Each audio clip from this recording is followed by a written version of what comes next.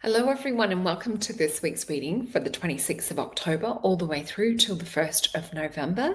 So this week definitely feels a lot more balanced, a lot more calm compared to the last couple of weeks. There's also a lot more introspection and kind of like learning from the events of the last few weeks. It really does feel like we're sort of weighing and measuring things up and starting to even change our mindset and the way that our hearts have been put out there as well. So the potion that I have for you guys for this week is Heal a Broken Heart. And we see here, I am grateful for my strong heart and resilient spirit. So this is a beautiful potion to work with for the astrology of this week, as well as we'll dive into the tarot cards. And I think we may have even had rose quartz last week, but I'm really feeling the vibes of this. So nourishing and nurturing to continue if we're still processing a little bit of the last few weeks. So just looking in the potion side of things, you'll find everything over on soulalchemypotions.com. We also have the online events, which the last one was the new moon in Libra. That one was last week. So you see all the information here for what our events are like, as well as you'll see past events as well, which is so much fun. The best way to purchase would be the bundle because you're getting one of everything. So that seems to be people's favorite way to purchase. Also, post seems to return to normal right now in the States too. So much easier to get things across from Australia. And also, if you're looking for a one-on-one reading, please check out solreta.com. You will see everything in the description box below as well. And also, Jake and Corbin and myself have an update coming for you guys next week. So it'll be a 3-Eye Atlas update, part 2.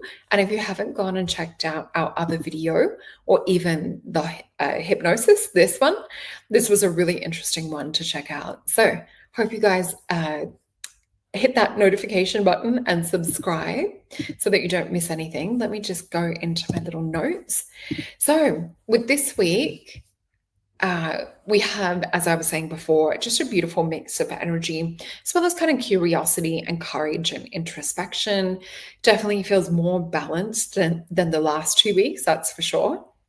So we're starting the week under the Sagittarius moon, urging us to explore and expand and seek out new experiences.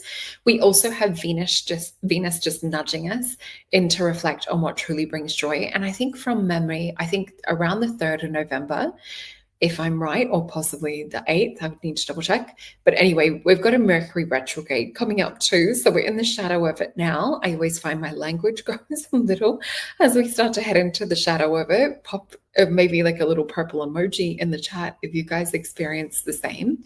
Anyway, so we're really looking at like what's a fleeting pleasure and what has meaningful growth. And that's also been that Libra cycle that we just walked through, encouraging us to weigh things up, to look at things, to have more balance in our lives.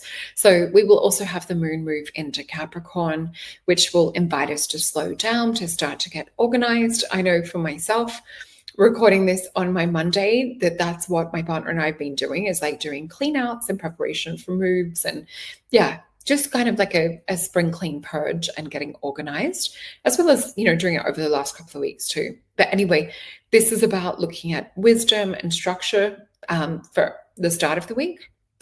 And also we have a moon and sun energy, which will be harmonious, helping us to release emotions creatively and find satisfying ways to express ourselves. We also, as we head on to the start of the week, we have Mars and the quincunx with Chiron, which will possibly be bringing up some challenges and some areas to heal. It might also be triggering some sensitivities, but it also could be calling us out to be more assertive. So it depends on how we look at it, as a negative or positive.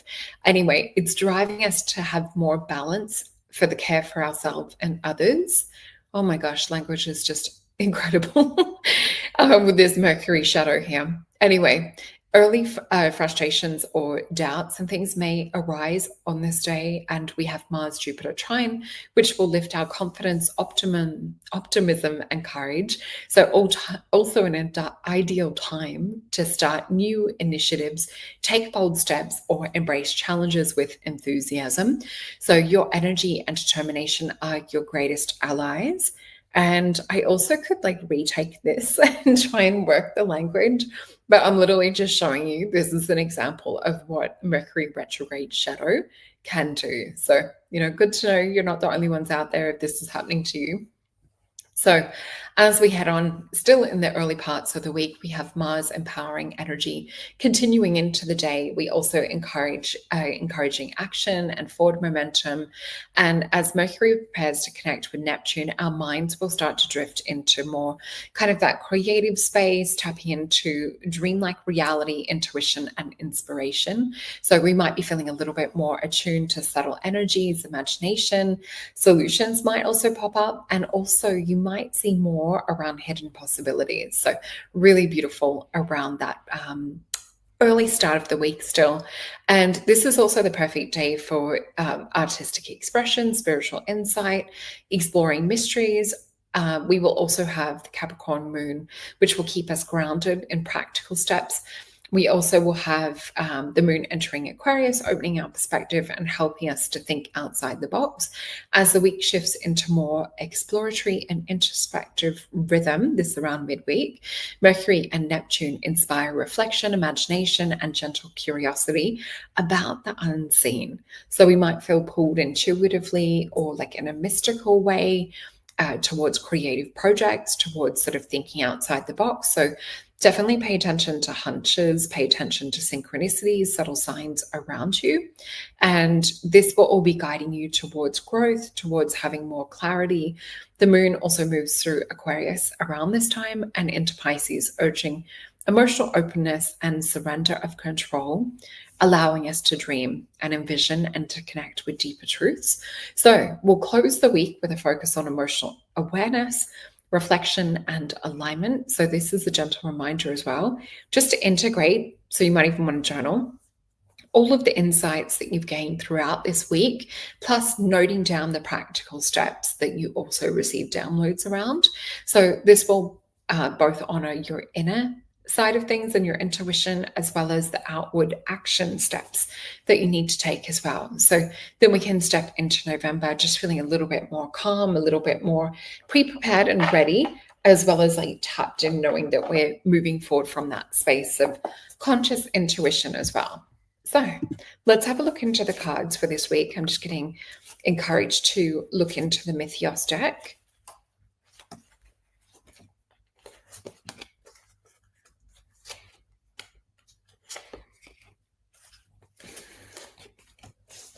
So the words that I'm hearing from Spirit, and we will flip these over in a moment, is I kept hearing pick 5 cards and be the creator of your own reality. So let's have a look at what's coming up. So we've got 10 of Cups. Oh my gosh.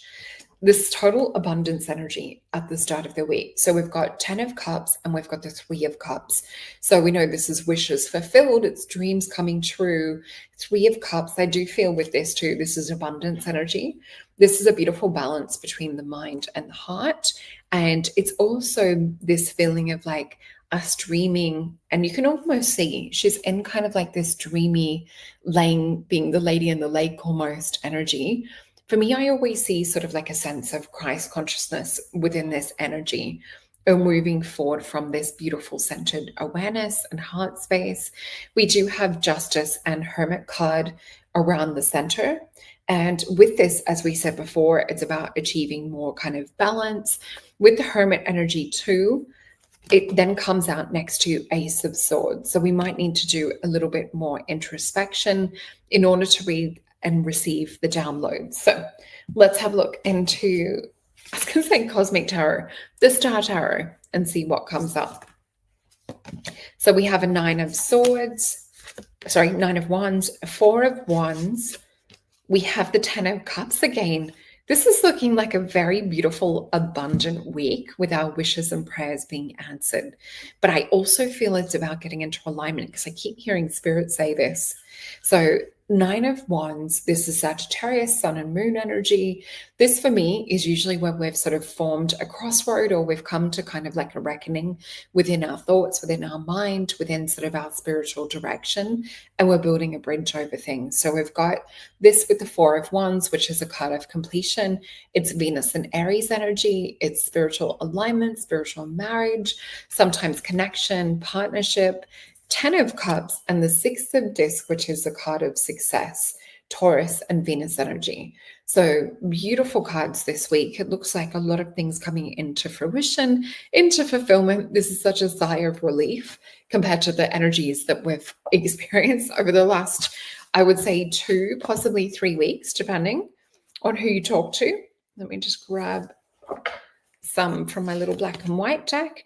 So we have a 10 of Wands, a Son of Swords, and a 3 of Wands. So we're moving away from from things that we no longer feel aligned with. We're getting downloads and messages with this. And 3 of Wands, we're moving into things that are aligned with our values, with our virtue, things that just feel just, how would I say? With this particular deck, I always see this as a little bit of an open portal. With 3 of Wands, for me, it's always sort of seeing something that's outside of the matrix or outside of duality or the options presented. What we do need to sort of watch out for, 7 of Swords, watch out for those little kind of sly fox energies. And 7 of Swords too, this for me is about not compromising your values, your morals, your belief system. It's also about sort of holding that straight line if we're talking about alignment. So not being sort of corralled or persuaded to do things that are really not in alignment. So we have the Chariot energy too with the Mother of Cups. So this is more moving towards what is your highest calling, what is connected to do with your beautiful heart at the moment.